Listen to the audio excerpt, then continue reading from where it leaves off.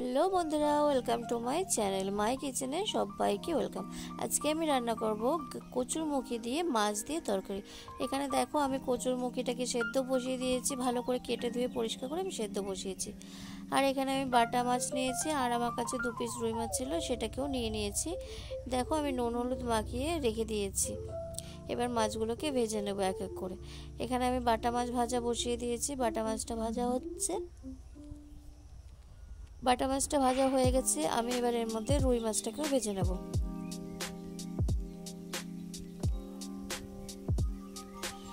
রুই মাছটাও ভাজা হয়ে গেছে। চলো আমি ওই তেলের মধ্যে এবার জিরে ফোড়ন দেব। জিরেটাকে 5 থেকে 6 সেকেন্ডের মতন খুব ভালোভাবে জিরেটাকে ভেজে নিতে হবে।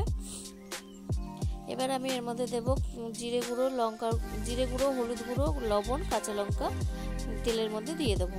দিয়ে এটাকে খুব ভালোভাবে নেড়ে চেড়ে নিতে হবে, যাতে মশলাটা থেকে কাঁচা গন্ধ না থাকে। ততক্ষণ পর্যন্ত আমাকে নেড়ে নিতে হবে।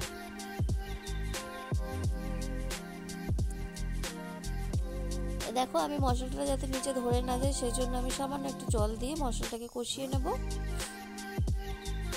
আর এই রান্নাটার মধ্যে খুব বেশি মশলা যাচ্ছে না, তোমরা দেখতেই পেলে, শুধু জিরে গুঁড়ো আর হলুদ, এক্সট্রা কোনো মশলা এর মধ্যে যাবে না। খুব সুন্দর লাগে খেতে বন্ধুরা, আর রান্নাটা আজকে দারুণ হয়েছিল খেতে।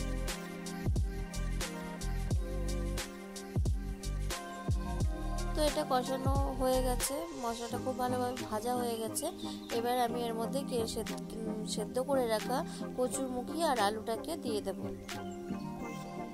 আর এটাকে আমরা কচুরমুখী বা গাটি কচু দুটোই বলি, তোমরা কে কী নামে জানো অবশ্যই আমাকে কমেন্ট করে জানাবে। আর আমার ভিডিও তোমাদের কেমন লাগছে সেটাও অবশ্যই আমাকে কমেন্ট করে জানাবে। এটা ভালো করে মেশানো হয়ে গেছে। তো দেখো এটা আমার কষানো হয়ে গেছে, খুব ভালো করে মশলাটার সঙ্গে আমি কষিয়ে নিয়েছি। এবার এর মধ্যে দিয়ে দেবো আমি পরিমাণ মতন জল। আর জলটা খুব বেশি দেবো না, কারণ সবজিটা আমার আগে থেকেই সেদ্ধ করা আছে, তাই অল্প জল দেবো।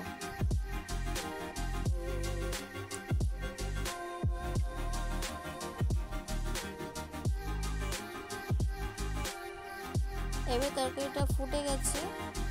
এবার আমি ভেজে রাখা মাছগুলোকে দিয়ে দেবো। দিয়ে বেশ কিছুক্ষণ নাড়াচাড়া করে বেশ কিছুক্ষণ ফুটতে দেবো তরকারিটাকে।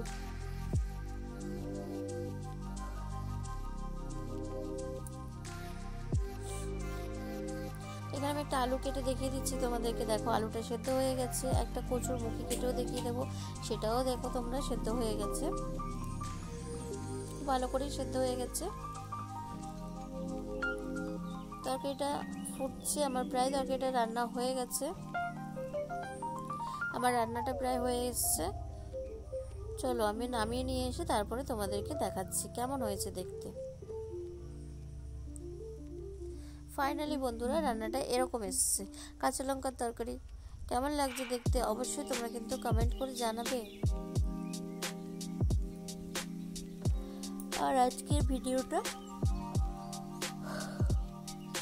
খুব বেশি বাড়াবো না, এই পর্যন্তই। টাটা।